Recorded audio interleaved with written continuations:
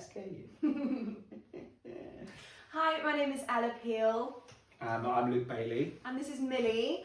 And this is our first episode on the YouTube channel, talking about what we're doing. So, setting up a production company. Yeah, why we've done that. Why we've done it, who we're going to be in the production. Yeah.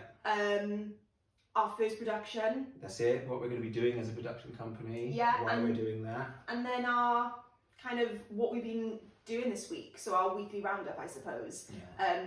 Some weeks are going to be more interesting than others. So maybe in the less interesting weeks, we'll just, I don't know, talk about our inspiration behind stuff and maybe give you like some insights into like bits of script and stuff like that. But this week has been absolutely bonkers. So we've got lots to talk about. So yeah, that's kind of pretty much it. And there's also there'll be ways in which you can get involved as well. Yes. So we'll let you in on how, why you might want to do that, and if that interests you, we can kind of put all of the links where you can find them. And yeah, definitely. Yeah, sweet. So a production company. Yeah. Let's start. So we've set up a production company called A New Road Productions. Maybe we should talk about sort of ourselves a little bit and why we felt that we were suitable ready. to do that. Yeah. Okay, so I started acting when I was 9 years old, which is quite a long time ago now. Let's not. No, I'm not gonna reveal any ages or anything like that. But yeah, so I've been acting for a long time, and being on that side of the camera has always been sort of the plan. But then you kind of get older and you see that maybe less opportunities are coming. As a woman in particular, you get to a certain age and then the opportunities kind of sort of disappear slightly. But there's also a little bit more freedom when you are on the other end of the camera, we found. Oh, is that very nice, is it? You're not getting enough attention. Is that what the problem is? Oh, Millie. And then Luke, what have you been? Yeah, so I started acting like when I was sort of in my mid-teens, really, like professionally. I was actually really lucky. I used to do a lot of sort of Amdram stuff and stuff with school, and I never really sort of saw myself becoming an actor. It was just something I did for fun, really. And then there was an agent in the audience of one of the productions that I did, so I kind of just lucked into acting, really. Worked on a few TV shows and stuff like that over the years, but I also wrote quite a lot when I was younger, and I went back to university and did an English literature degree with creative writing, and then sort of diversified into writing as well, sort of alongside the acting. They sort of seem to supplement each other. And then yeah, kind of wrote film, was asked to write a film during COVID, and the writing sort of took off a little bit more after that. So yeah, I kind of been both sides of the camera now, and it felt like, for multiple reasons, felt like the right time to kind of set up the production company. Maybe we should talk about. Oh, also, I just want to, can I just add one thing before we move on to something else? No. That we're both from non-creative backgrounds, in terms of like nobody in our families in the industry are in the industry, really. So it's when the biggest thing that I noticed going on to sets was like a lot of people had those connections already. Yeah, or like, you know what I mean? Just knew the ins and outs as well. Like, one of the first sets I used not to go having on. to learn on the job. Yeah, the first sets, and people. So something as simple as, because I'd only done theatre and things like that. And film wasn't really like a thing you could do when I was in school. Yeah. Because we didn't have access to cameras, and like there were no camera phones and things on those lines. Yeah. So just I remember the first time someone said about standing on your mark. Oh, okay. Yeah. And I was just like, okay, where's Mark? Who's Mark? I thought it was a bit of a joke, you know, like from like the building sites, when people would say, yeah. Oh, Lou. I know. So I was just like, what's that? And then learning to just kind of like not go. Oh yeah, look at it. Oh, I reckon see. there's probably quite a lot of early footage, like probably in like You Get Me and stuff like that, where I would be like sort of, there I am. Well, what my agent would do, so I went to a stage school, and then the agency was like part of it. So my agent was quite clever. He would do our lessons. So my lessons were on a Thursday, and he would prep us for auditions, like audition techniques. So he would, so he would, as like an acting exercise, as an acting exercise, he would have us like do bits of the audition, but he would prep us for like, okay, that was good, so can you try it a bit more angry or a bit more sad or a bit more this, a bit more that, and kind of prep us in that way. And he would teach us about marks, and he would teach us about, okay, we don't go until we say action, and then we stop. You keep acting all the way up until we say cut. So he would kind of prep us like that. So I had like unofficial training. If that makes really sense. Good. I mean, there's a different technique in television in comparison to theatre, and that kind of stuff is so important. And I think the other thing, I suppose, is it gets you out of having someone there. Gets you out of the habits. What lots of young actors, particularly child actors, have is doing it how their parents told them to do it. Yeah. So then they come on to, I've worked on certain projects where a kid will come on and they won't be able to then take direction, because mum said to do it like this, and they'd prepped it, and that's how they, like a robot. But so having someone there who says, okay, try it like this, okay, try it like that, I understand, so really good. So that's why he's such a good actor. There you go. Thanks, Mark. My agent is actually called Mark. Yeah, give a shout out to Mark Jim. Mark Jim, there Mark we go. Management. Maybe you'll sponsor this video. But what I also found, so I don't know if this is the same for you, so obviously you can hear from our accents, they're regional accents, and that's another thing in the industry that you probably never hear in normal life is regional accents. Regional means basically everywhere that isn't posh, essentially, or new. Like, so we were told to do an RP, which is that received pronunciation. Received pronunciation. Yeah. But I'd always think of it as like rather posh or neutral. Neutral was like the big thing. You need to have your accent neutral. Yeah. And I don't think I can't remember the first time I did my own accent. I think do you know what? The first time I probably did my own accent was when, oh my gosh, I'm in the UK. You walked ahead. Yes. Okay. It's not going to make any difference. You might have actually got a bit smart. But I think the first time I actually did my own accent was when I did a Welsh language project. So for me, the only time I could ever be Welsh was when I was speaking Welsh. Right. Otherwise, it was always keep it neutral, no accent. I even did a show or an audition for a show where the character, the father was Welsh, and I still wasn't allowed to have a Welsh accent. The surname was Welsh, and I still know she's not Welsh. Wow. So it was very. So for me, it was very, being Welsh is a bad thing. You know, having my accent come out was like, you know, a big no-no. Yeah. Was it the same for you? Not in the sense of there was any negativity around the having the accent. There was just little call for it, really. So I never used my accent for my own accent for a very long time. What was your accent in You Get Me?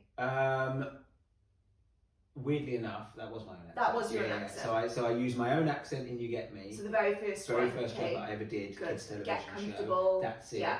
And then from that point onwards, I didn't use my own accent. Actually, no, do you know what? I didn't actually use my own accent in You Get Me. Come to think of it, because I've just remembered here's an anecdote. I just remembered getting told off in series 2. So not told off, but in series 2, a guy called Dean came onto the job, and he was from where I was from. Okay. And I used to get told off because they were saying, "You sound too Essex. You sound too Essex." So I did. I'd obviously just blocked out the fact that I'd neutralised my accent a little bit. But yeah, I remember. But just not. Because it was obviously my accent was coming out more because his accent was so strong, and I was like, oh, I can talk how I usually talk, and they were like, that's not how you talk. And I was like, whoa, what am I doing? Yeah, I remember. Yeah, you got it. So I had sort of neutralised my accent, without knowing. and I don't know if I'd done that naturally or just through. Yeah, it's a strange thing. I'd have to kind of maybe I've blocked all that business out. You have to watch You Get Me. Yeah.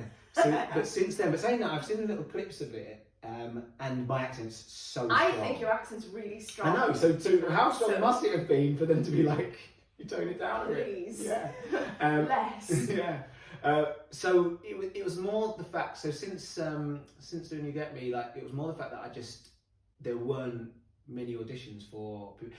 Like, it's weird though, it's not so much that there aren't parts about, because I've never been up for EastEnders, and my accent would have been such a strong sort of East End accent when I was younger, not so much now, but yeah, and I just never auditioned for it. So it's not. I mean, I don't want to say that there were no parts around, because there were parts. Just they were sort of few and far between, maybe. The auditions that you were going. Yeah, and the things that I was going for just didn't have the call for my accent, and I don't think there was a whole host of stuff, particularly when you're younger. We sort of digressed ever so slightly there. So should we just say then where we are now? Yeah. So okay. We are currently in Llandovery, which is in mid Wales. I've lived here all my life. I'm born and bred Llandovery. Why did you move here? Well, so you just want to hear why I moved here. I'm not going to say. No, so I moved here because of my partner. Yeah, because of you. You sort of lassoed me and dragged me over. No, we were sort of like we started developing a long-term relationship, didn't we? And it was a long-distance relationship, and it was getting to that point in the relationship where it's like, well, one of us is going to move. Yeah, it's going to have to move, and I'd moved around so much anyway. A bit of a nomad. I've got no real roots or ties to any particular place, so it made sense that I move. And when we were first going out, you were living in London. Yeah. And which is just so expensive. Well, there's that too, yeah. Of course. And obviously I'd go out for weekends and stuff, and I would just be like, why does the coffee cost £12? Yeah, like everything is so expensive, but also just like, I don't know, like I think just going up there, I went up there for like a long weekend once, and then I came back and I just remember being like, the air is so much nicer. Oh yeah, and the water. And the water. I mean, I talking of. I'm very like snobby about water. No, you have tap water. Every right to be. The tap water in Llandovery, I think, is the best in the world. Okay. I do. No, where did we go not so long ago? And we had some tap water, and I said, true. I can't remember. No, I can't remember. And I said, this is good tap water. And you were like, actually, you didn't say that it was better than. It was in Wales, though, wasn't it? I can't remember. I can't remember where it was. I can't remember. I just remember it being a real sort of like. You're right, actually. Sort of I forgot about that. Yeah. I blocked that. You will do. But so we live in Llandovery, and there's been a bunch of production companies come into town recently, which is great. It's been really exciting in town, isn't it? People have been really, really excited about it. I had a job on one of them. You had a job on one of them, which was kind of like, if we didn't, it would have been awful, because the first production base we could literally see from our front door. So it was kind of like, if I don't get a job on this, it's going to be horrendous. We're going to be constantly being barraged with the fact that you feel like sometimes you go past a sort of film set and you're just like, why am I on this? Yeah, why which is ridiculous, but it's such a silly thing. So that's happened recently, hasn't it? And that's been great, but what we found is a lot of, obviously, cast and crew aren't from the area. They've been travelling in, so from a kind of environmental standpoint and sustainability, people have been travelling in, from Cardiff, Bristol, maybe even further. And it just feels like there are creatives here, so they're maybe we'll do a reveal at some point. Yes, on this, and we'll talk about some of the local, of course, the local talent that's on board. Maybe we get someone in. Yeah, and have a chat with them. Okay, cool. Okay, so that's into our back room. Yeah. So we have got some local people who are talented, who have worked in the industry, but then just don't have the opportunities, or have moved back to Llandovery and just can't get a foothold on that kind of. On that ladder, or some people who have gone to university, they've done their degree, they've done their masters, whatever, and then they've just not been able to. Not got a foot in the door. The opportunities when you're rural seem to be a little bit. Well, they are. Yeah, they're not seem to be. They're just fewer and further between. Absolutely. So it's quite important that. Well, we felt it's quite important that we kind of. See if we can create sort of an infrastructure that develops and supports rural creatives, people that want to be involved in film, and television in rural Wales. Another thing I think is also the narratives as well, the stories about hugely rural people. Yeah. So for me, obviously rural Wales, born and bred here, but the rural Wales that you see on TV is not the rural Wales that I know, and it's not the rural Wales that you've come to know and love. You know, you've been here for how many years now? Like 9 years? Yeah, nearly 10 years.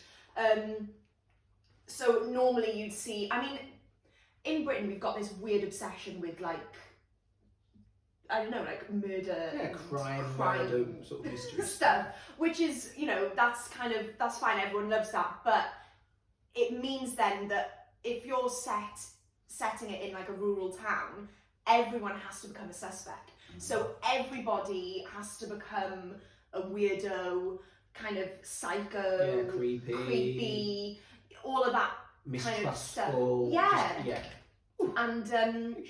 And yeah, it's just kind of, it feels like then the only time that then I do see people with my accent, is kind of like, that's what we were talking about earlier, the only time that I see my accent on TV is when you're either, you know, the butt of the joke and they're taking the mick,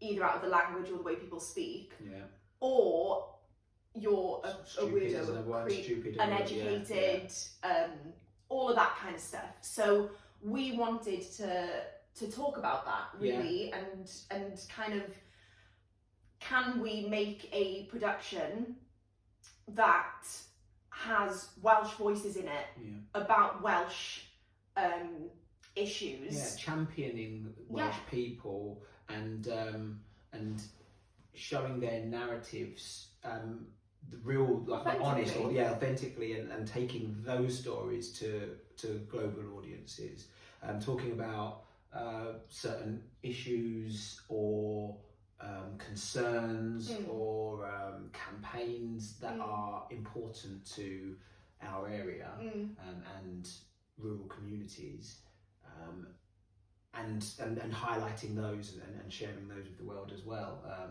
So that was the kind of inspiration behind creating a production company. We have had some experience with producing.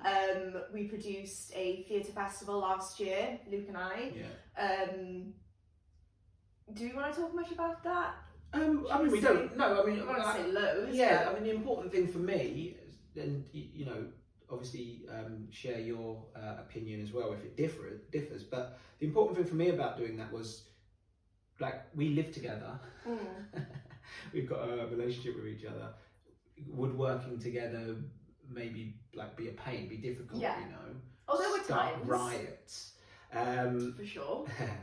So I think it was almost to test that out. So we put on, there was a few things. I mean, I don't know if we need to go into too much detail about why we put on the theatre festival. What we decided to do is to put theatre festival. We commissioned 5 writers from across Wales, either Wales based or Wales born.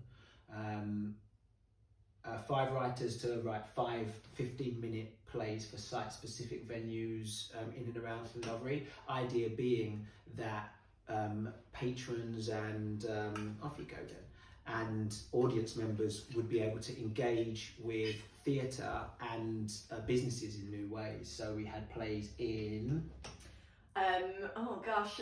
We had one in a chip shop. We had one was like a walking tour and ended up in Llandovery Castle. We had one in the middle of a cafe, which was like a kind of like a flash mob movement piece, which was really cool.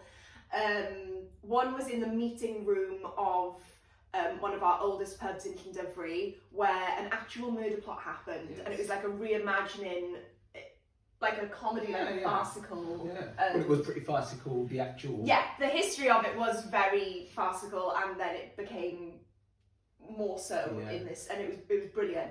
And then I've missed one. On a minibus. There was one on a minibus as well. How can I forget? Outside Castle Garage. So we had 5 very different plays, set in very, very different places. And we worked with, how many actors was it? 8? 8 actors. 8 actors, so they kind of spread across 5 pieces. Rolled in different. It was a bit like rep in a way, wasn't it? Yeah. So that was, and again, the ethos was the same, sort of Welsh voices, but it had to be about Llandovery, either the past, present or future, and, you know, say something about now. And yeah, it went really well, and there was definitely an appetite for it. Audiences absolutely loved it. They were all sold out, all of the ticketed events. Yeah, we probably could have done a whole week. We did it on one day, and we did 2 performances of each play, so 10 in total. And at one point we were squeezing people in. People were like standing and, you know, just craning their heads around to get to see. On the minibus, there were just people crowding outside. They probably couldn't even see what was going on. They couldn't see what was going on happening, inside, but they were still watching. They were intrigued by it, and, you know, there were bits happening outside. And Paul Black, one of the actors in the bus one, I saw him on the second running of that, and he started making a show outside because people were crowding. Brilliant. So he's very much like that as an actor. He was like feeding off of people. It was just like, oh, okay, these people are here as well. They hadn't bought a ticket, but he was like, I'm still going to give them a show. They have turned up, and I'm going to do something. That's what it should be about. So yeah, it was. We probably could have done a whole week, to be honest, which was fab. But yeah, that was kind of like testing our ideas. It was like, okay, we're producers now. So maybe we'll do what we know best, and that is film and television. So yeah, going back to Luke's history with writing, you'd already written a film. I was asked to write a film during COVID, so it wasn't the easiest circumstances, but everybody pulled together, made it work. It was fantastic. We also managed to book some incredible talent on it, which for me, if as an actor, particularly as an actor who doesn't have to be in a piece of work, you know, you read the script, and if you like the script and you connect with it, connect with the characters and the way it's written, you want to try and be involved. So that to me was like, oh wow, people actually want to read the words that I've written and perform in it, and some, you know, in some cases take pay cuts in order to be over here and part of the project and things along those lines. It definitely gave you a confidence boost, didn't it? I think because so. I think for the longest, since I've known Luke, he's always been writing scripts, but it's always kind of been not guarded. I don't want him to be like, oh, he's mysterious and like secretive. No, that's a cool thing. Let's go with that. Yeah, he's very mysterious. But just kind of like, oh, no one's gonna be interested. So we'd read these fabulous scripts, and, you know, Livy as well. You wrote you wrote a whole children's book, didn't you? Yeah. But doesn't ever want to send it off to get published because, oh, no one's gonna read it. It's really something that's for me, and it was for your mum and dad, wasn't it, as well? So no one's gonna be interested. I'm just like, this is really good. Me reading it and like crying. Is that a fair test? I mean, you know, I think so. I read a lot. An emotional connection to me, though. I think though I do read a lot. Okay. So I read a lot of, obviously mainly books, but there'll be times when I'm just like, when I connect so much that I do cry, and like, say if I'm reading out loud, like we read out loud to each other quite a bit, don't we? There'll be a bit where I'm just like, I can't read on, you read, because I'm like choking up. That happened a lot in Livy. But we're not here to talk about Livy. No, but carry on. This is exactly. But wider angle. Yeah, but a fisheye lens. But yeah, so Luke's stuff is, I've always thought that it's brilliant, but he's never been confident enough to share it. And then this unique opportunity came during COVID, and you were given really, really narrow narrow like parameters as well. It was like, we have to bubble. So we need a small cast, we need it in one location because the budget is this amount, and go.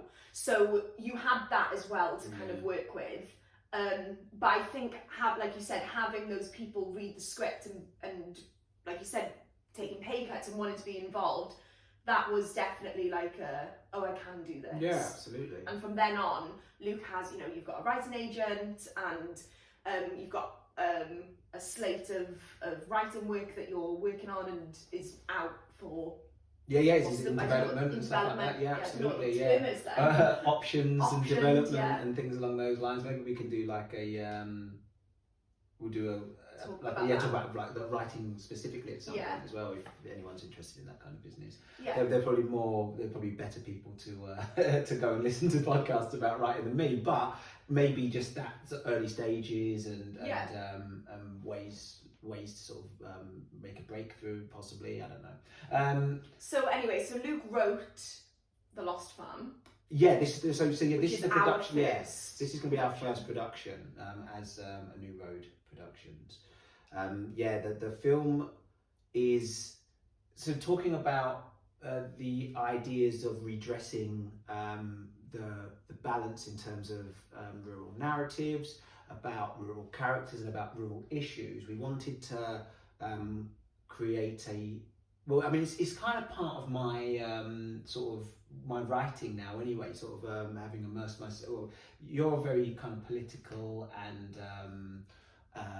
what would you say the right word is to maybe describe you, but you're quite sort of politically astute. You wear your heart on your sleeve when it comes to your politics and things along those lines as well. Yeah, and I think that's kind of rubbed off on me. I'm now sort of the biggest kind of advocate for Welsh independence. That's really true. So I think, and we can talk a bit more about this, but I think obviously as a Welsh person, and you know the history and how history and colonialism has affected me personally, affected my family, but also me and the way I kind of think of my Welshness and think of the way in which I speak Welsh and all of that kind of stuff. But we can kind of go more into detail about that in another episode.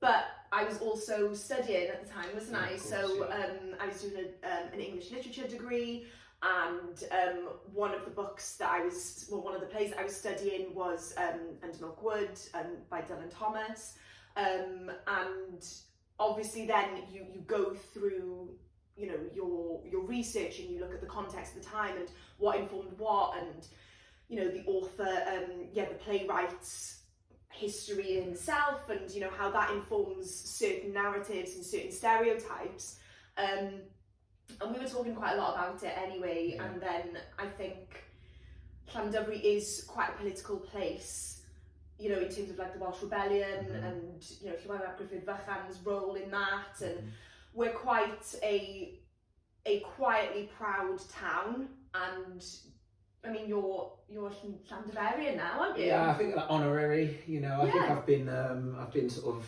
brought into the fold in a way, and also I think kind of from my perspective, growing up a mixed ethnicity in Essex in the sort of 80s.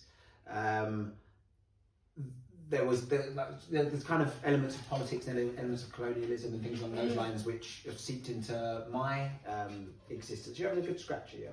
Yeah. So I feel there's like a kind of a kinship within, other people that have been, that have had that sort of colonial experience. So and othering, exactly. is the big one, isn't and, it? And being demonized in a way, and having your agency taken away from you and your voice taken away from you and things along those lines. So there's definitely a sort of synergy, and I guess that would be the same with any group that have been that have had their sort of land taken from them, because you have to go through the same sort of systemic practices in order to colonize. So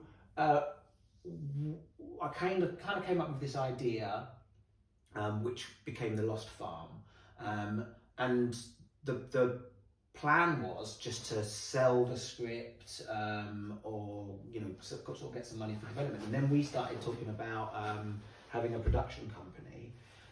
So then we thought, well, why don't we bring The Lost Farm, because it's about as our first feature, because it's about all of the things that we want to talk about. It's about like how sort of Westminster essentially. In my head, I was trying to think of a way of kind of saying it and just be a little bit kind of vague. I was like, I just can't. So it's about how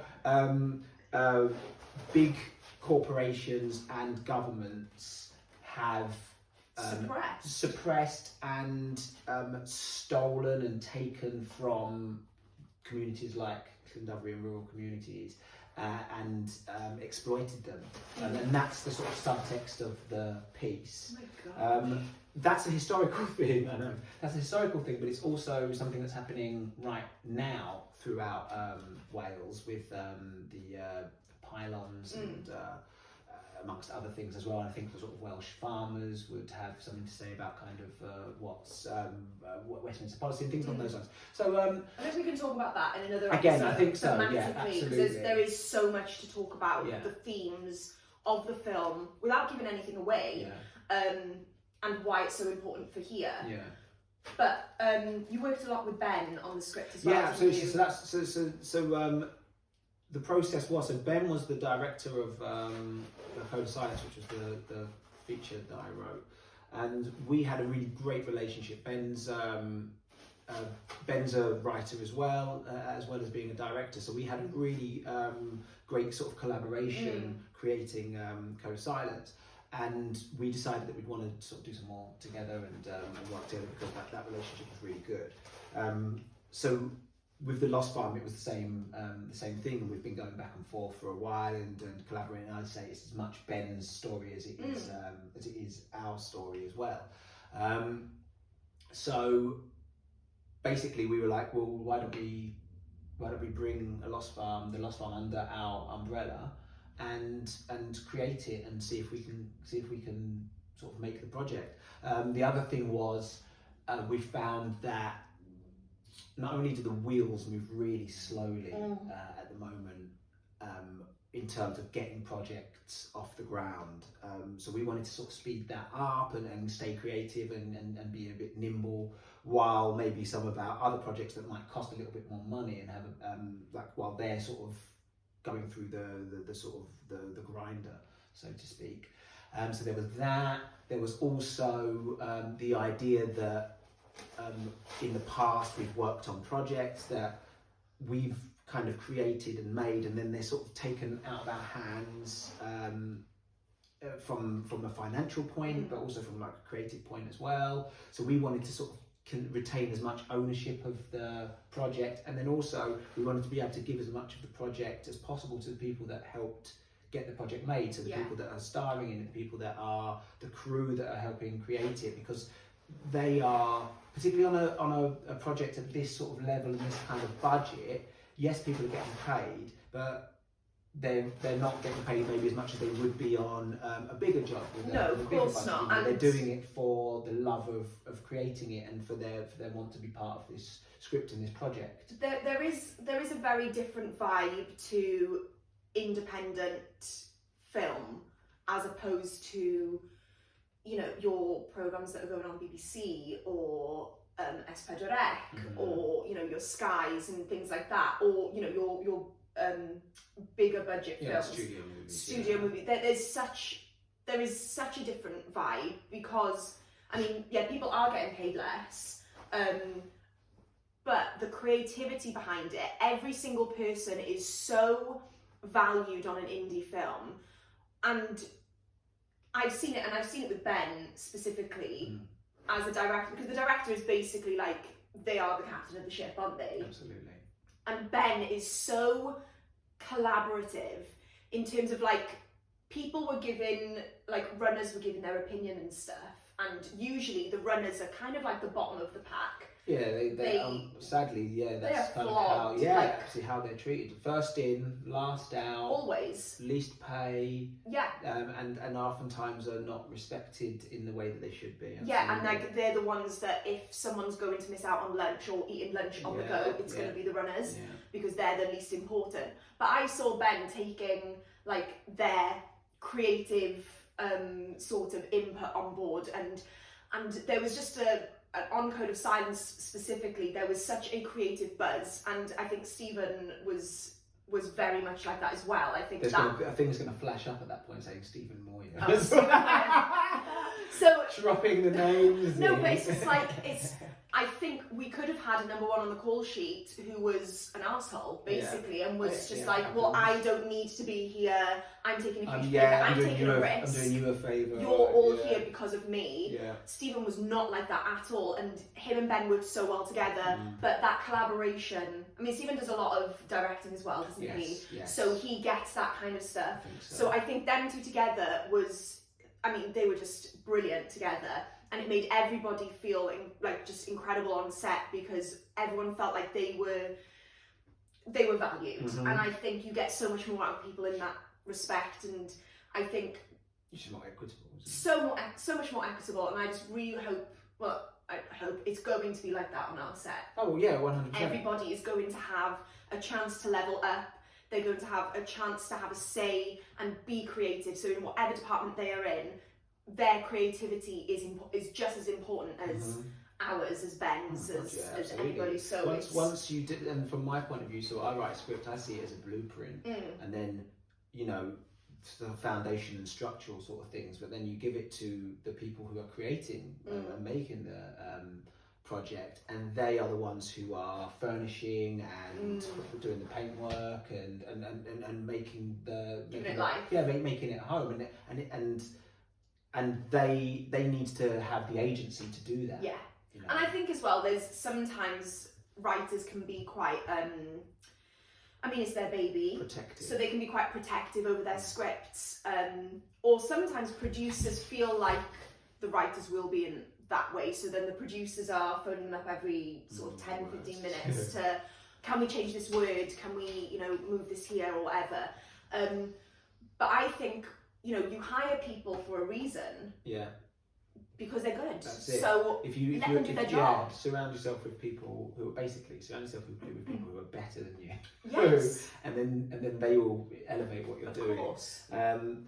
So yeah, and also I sort of feel like, and again I've worked on productions at this kind of level and this sort of budget where people are brought in, and yes, again they're valued and we have a great time and all that kind of business, but the producers go away with the film and these people don't have any part of that going forward.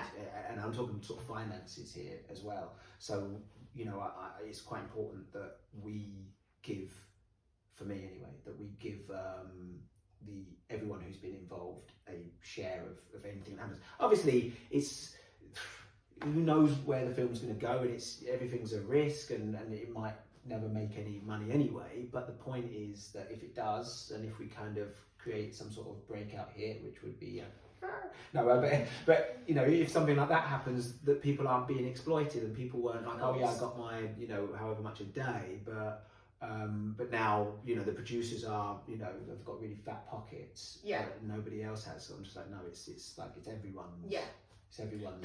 Those sweat hours matter, and they need to be reflected. Absolutely, 100%. So yes, that's the project. Yeah. Oh, and the dog's just fallen off.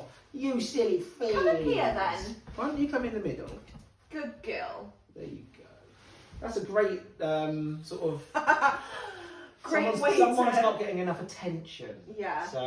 So that's the production. That's an insight into the production company and insight into the first project, the Lost Farm. So I guess we need to talk. Let's talk about this week. Yeah, where we are with the project essentially, isn't it? Like what's been going on. So let's start with Monday then. So don't say days. I'm not gonna. Well, Monday, Tuesday, Wednesday. I think I can work out things that happen, but days are now. I don't know what day we're on now. Well, Monday, Tuesday, Wednesday. Ben. Yeah, the director, Ben Mole. Yeah, came up to town, and we did location recce's. So what does that mean? Because. Okay, fine. So. What even is recce short for? Reconnaissance. Didn't know. There you go. I've always just said recce. Yeah, and I was saying the other day that we've been putting the rec in recce, so that doesn't help either. Yeah, I wanted to just. I thought that was quite. You make it a thing. Yeah, absolutely. That's not patented, by the way. Anyone can use that. But before you can do your reconnaissance, what has to happen? Well, so we write the script. The script is full of locations, places in which people, characters do things.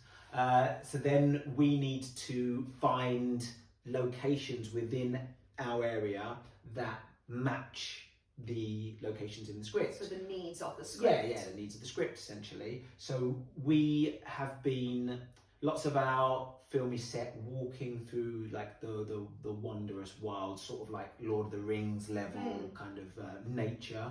And there's a lot of that around here. Yeah, We're very absolutely. fortunate just to be in such, you know, I think we have I a don't lot think of Ben realised as well. Really? I don't think he realised like just how close to our Did doorstep. he think we were being biased and be like, I don't think great? I don't think so. I just think he thought that we might have to travel a little bit further to get to that level of, you know, like maybe go up to the Gargs up north, to Snowdonia or whatever it might be.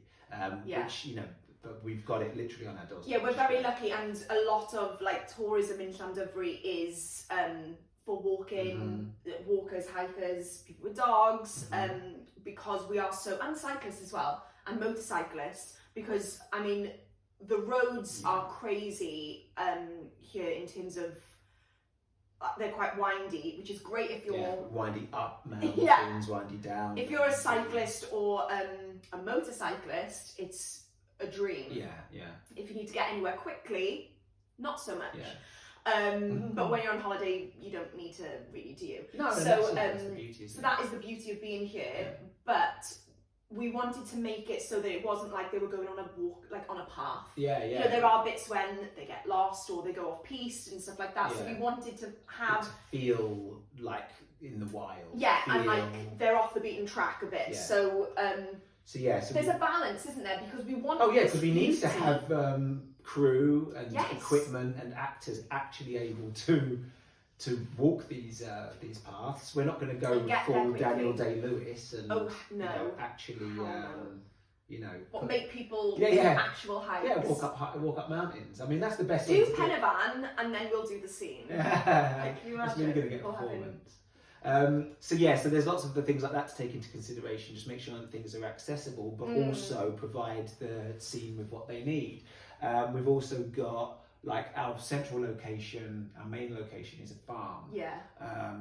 But obviously in my head whilst writing, I didn't have necessarily our location in mind. I had the location that would best serve the plot. And the drama. The drama. So then we've got to then kind of retrofit and find somewhere that matches that within our budget, within our location, all that kind of business. So me and Ben were like, we were doing what hours? We were basically from morning till night, because obviously lots of the films in the dark as well. So we have to see these locations in the light. So we're in October now, and we're going to be filming in November, and the light is going to be very different in November, and we specifically, and also the clocks change as well. The clocks are changing. So we've done it specifically so that in November we can film like it's the middle of the night, but it's not the middle of the night, because that is just such and that's a another pain. thing. On a production of this level, again, making actors film through the night, and you know, and they've got lives and children and sometimes other jobs as well. If actors are sort of working, like maintaining work in between creative things, so we want to kind of make it as easy and as you know, less of a strain and enjoyable. So having, you know, there's no way that we do sort of night shoots and things along those lines. So it was quite funny because it was showing showing Ben these locations that we've kind of collected and like shortlisted, and then you just see him looking around and going, and he doesn't give very much away, does he? Not first. So I was just kind of like, shit, he doesn't like this at all. This is like the only place that we could really do it. I mean, or we could find somewhere else, but it's not as good as this, and I really hope he likes it. But he's just like that, isn't he? He's quite stoic. Yeah, absolutely. And then once things have been digested and you've sort of thought about things, you can see him getting kind of excited about You stuff. can see Ben's thought bubble, can't you? Yeah. It's really interesting. He literally, you can see the clogs, cogs. You can see the a little bit you can see the cogs turning in his head, and he's like looking around, and he's such a visual person, obviously, as a director, which I'm not at all. So that was quite fascinating for me, and I only saw him sort of maybe many days was it?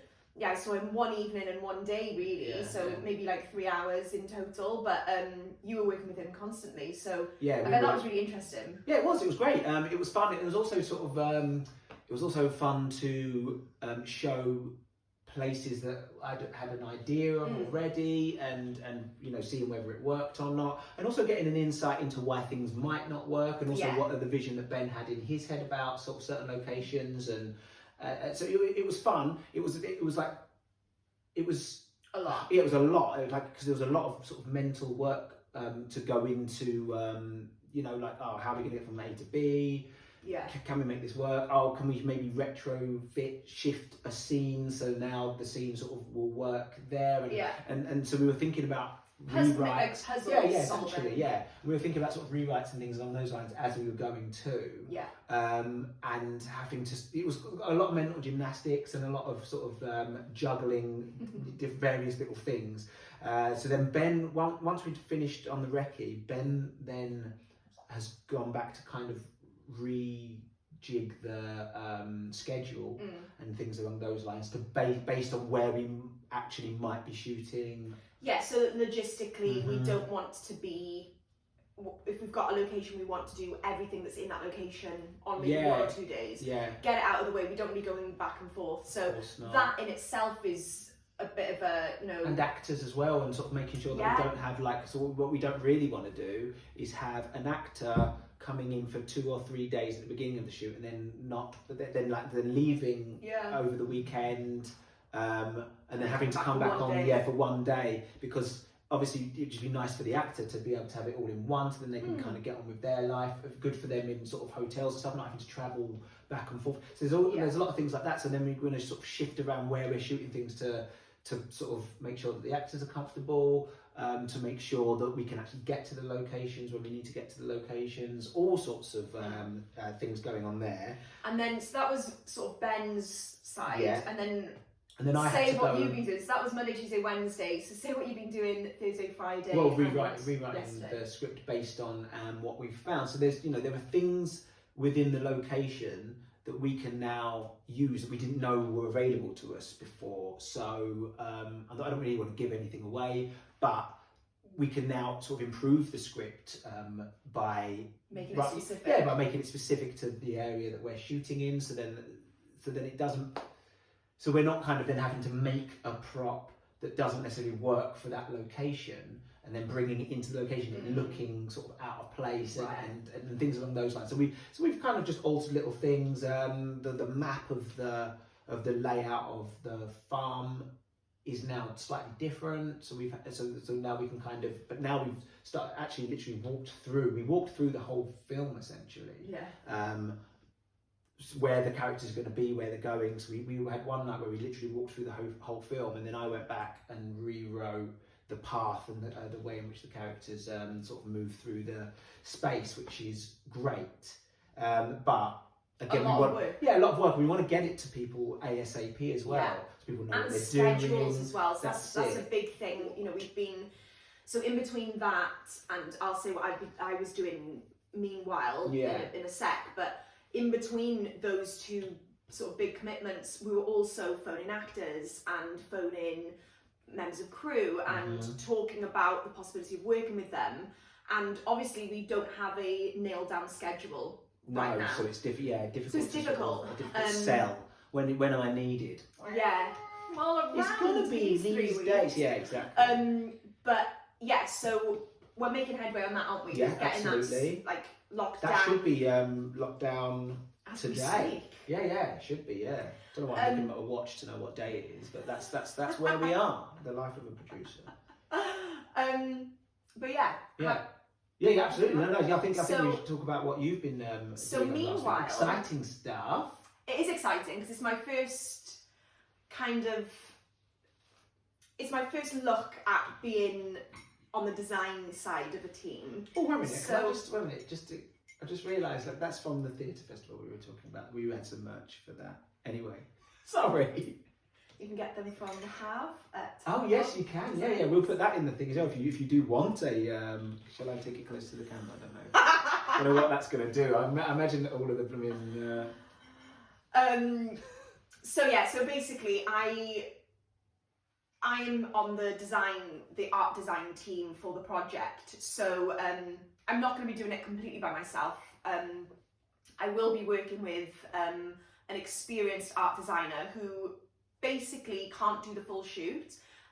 So I'm just going to be learning from her. And collaborating as well. Collaborating, yeah, definitely, because I've got some very strong ideas already. Yes, of course. But it's so just... do you want to talk a little bit about your background and sort of what formed that as well? Because it's not just ideas because you think you've got good ideas or anything along those lines. And I'm in power now, so I can do what I want. You can't stop me. So as if I would ever do that. I'm no, I such know, an but overthinker as well. Like, is this good enough? What do you think about this? So basically, with my degree in English literature, it feels like it's a very big departure, but actually it's all analysis, isn't it? So my degree was in English literature and analysing texts, but that's not just books, it's plays. Some of it was film, some of it was graphic novel, so it was a multidisciplinary.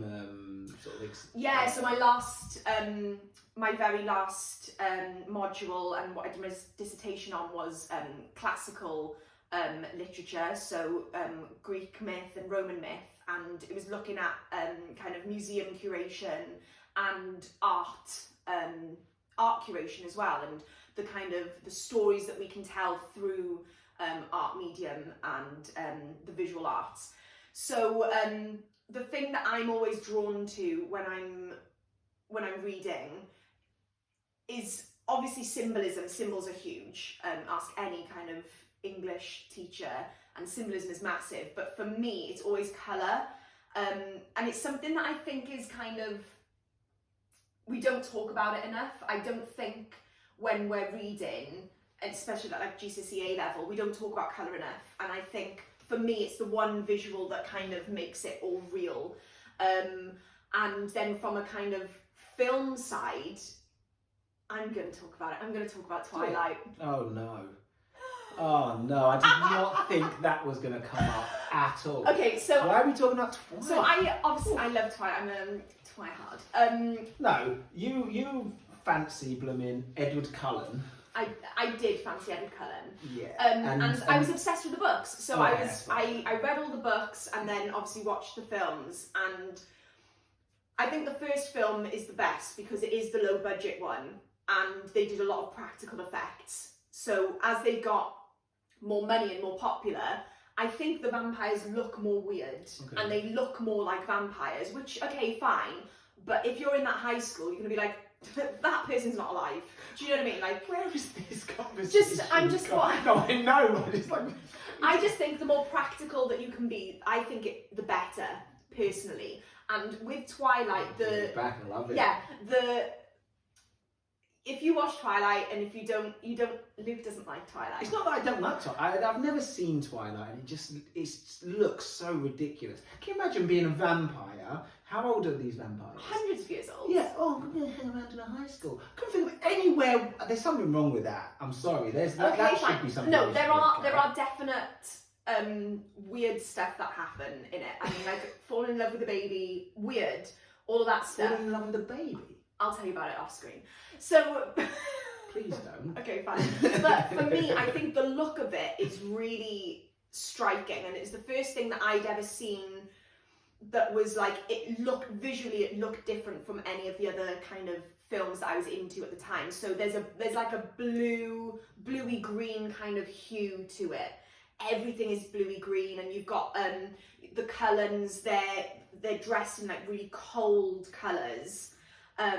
And then you've got Taylor Lautner's character, who is Native American, and the wolf kind of side of the narrative. They're all in really warm colours, so they're in sort of, your dark reds and your browns, and that connection to nature, and that that warmth, and they're warm-blooded, and that aggression, the wolves fight symbology. So I think that kind of comes across really beautifully, and Bella, this human in the middle of these two kind of otherworldly creatures. She's pale, but she's got the dark hair, and she wears a lot of orange. Her car is orange, and there's this kind of warm colour, but then it kind of goes a bit cold, and when depending on which side she's kind of falling on. And for me, that stuff, it tells a story within the story. It does tell a story, and even if you're not wholly aware of it, it's that subliminal messaging that I think is really important, and it's in any book. I mean, in any good book, really, isn't it? Oh, of course, colour symbology is really important, and we were obsessed with Breaking Bad and Better Call Saul. And the colour symbolism in that is just phenomenal. The journeys that these characters go on, and I just think it lends itself so well to the genre that we're going for, and the type of storytelling that we want to tell, and also the whole events of our film, take place over 24 hours? Under 24 hours. Under 24 hours. Yeah. So, in terms of costume, it's a little bit boring because they're all going to have one costume. Of course. So I think a way to make it a bit more fun and interesting for the actors, for the people working on costume, but also visually, is to play with that colour and seeing that change. When do things, there's going to be blood and dirt and stuff like that. So when do we get that? When do we get that kind of dirtiness on the clothes, and what colour does that change their costume, and how does that change them as a person and as a character, and their relationships they're forging? Or is there elements of where you kind of preempt something that's going to happen? So like sort of what's it when you do something before it's going to happen? Foreshadowing. My mind. That's okay. I knew that there was a word though. Yeah, absolutely. But so like foreshadowing and just stuff like that. I think it's really important. So it's exciting. I had all of these ideas about the script, and wouldn't it be cool if this? Wouldn't it be cool if that? And it was like, well, write it down. And again, like I said, I'm a bit of an overthinker. So just I'm not, that's not really my department. And it was like, well, why can't it be? So I'm going to be working with this wonderful art designer, and she's very, very experienced. So she's going to be able to kind of have you thought of this? Have you thought of that? And kind of mentor me, as well as, giving her own creativity in that as well. And, what haven't I thought of? So a lot of it has been, making storyboards and looking at each character individually, and looking at where my inspiration might be coming from in terms of the look and the feel of each scene. And also kind of so we've got a small cast, and I want each cast member to have their own colour palette, but I don't want them to be completely removed from the other and distant. We want them to... It has to fit in the same world. They have to be in the same world. Yeah. So they have to have... The film itself has to have its own colour palette, but, what bits are we zooming in on and kind of emphasising on different characters and things like that, and their journey from, when we first meet them all the way up until the very end. They go on a literal journey, but also they go on sort of huge character journeys as well. Yeah, and when do we... Luke's script is so... it reveals bits when it needs to be revealed, so we don't get a lot of exposition, which is like an actor's dream, because exposition is the hardest to learn, but it's also the hardest to perform, I think, in terms of making it natural. Because when I was just going to say, when do you ever meet someone and then you tell your whole life story, but that is me. Yeah, you shouldn't find that so difficult. Yeah, but so you've literally just destroyed your own point. Yeah, I have. But yeah, so he reveals things when it needs to be revealed, and what then can we show through costume or prop, or the scene around them. The mise en scène.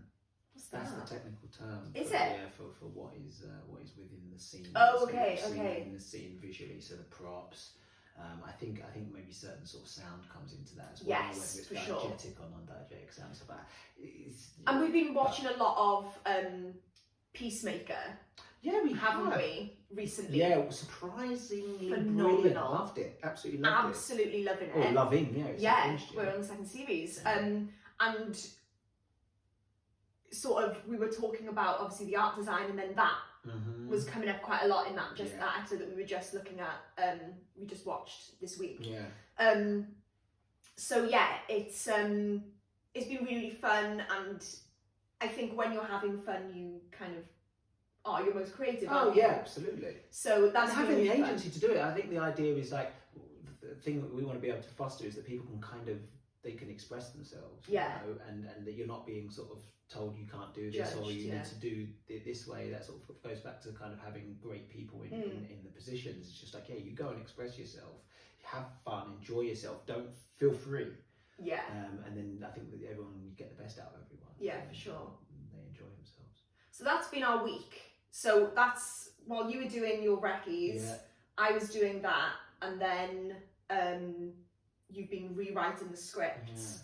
I've been doing bits with calling actors. I mean, you've been doing that as well. So yeah, it's been a full-on week. But slowly we're getting there, I think, aren't we? And building that picture. One thing we've not spoken about, I've realised, well, she's awake again now.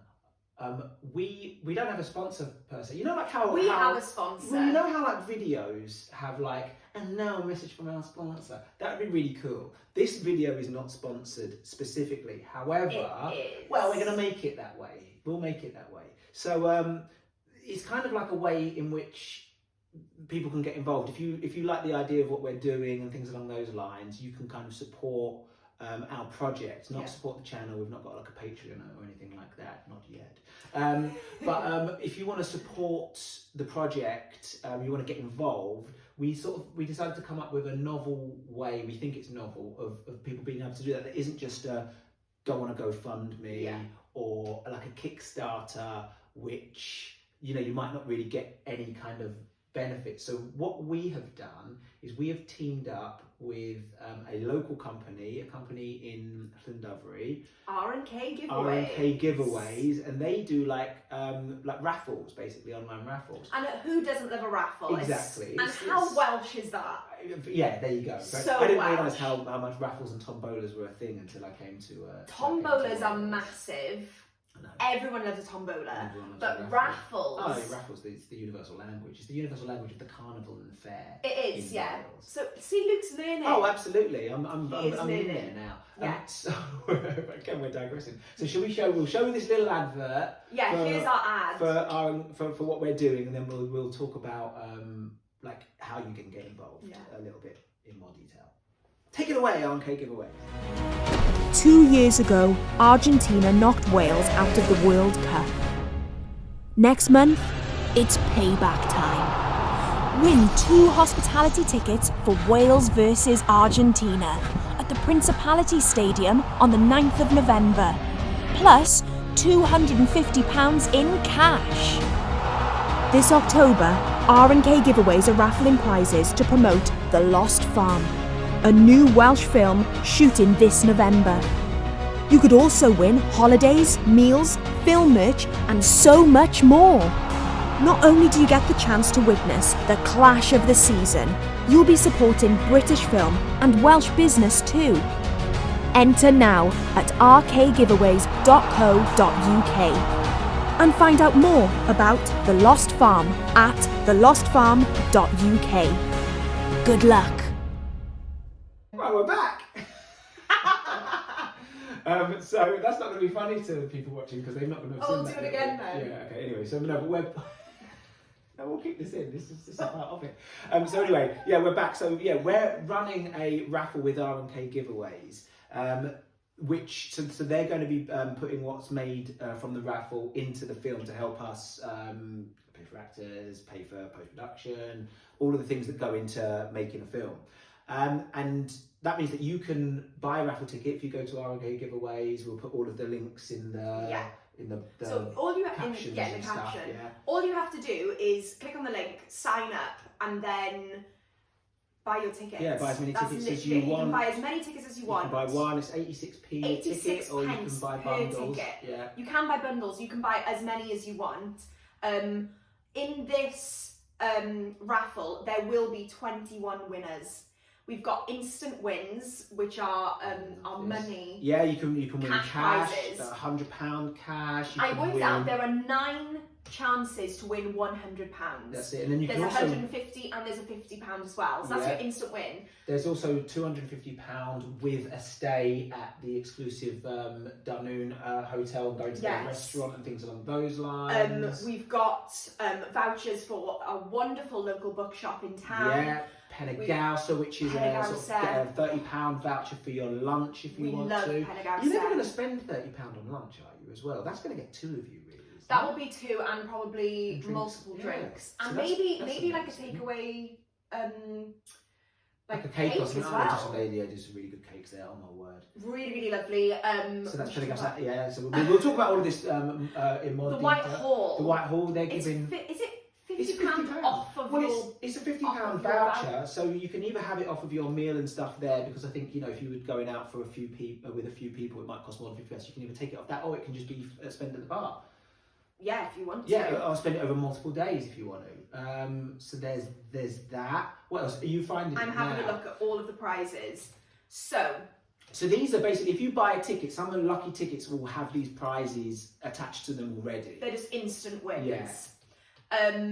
And then if you don't get an instant win, it doesn't matter. Everybody who buys a ticket is in line to win one of 2 prizes at the end, which or maybe both of them, depends on how many tickets you get. So one of the instant win prizes is visit to the set of The Lost Farm with dinner and an overnight stay for 2. Like I didn't know. I said that like I didn't know it. It feels like it's news to me. It's exciting, isn't it? Yeah, so absolutely. You'll get to come to the set, you'll get to meet some cast and crew, depending on what day we do that. But that's going to be so much fun. 4 VIP cinema tickets to any Curzon cinema. Yeah, Curzon's all across the country. They're like sort of the luxury cinemas.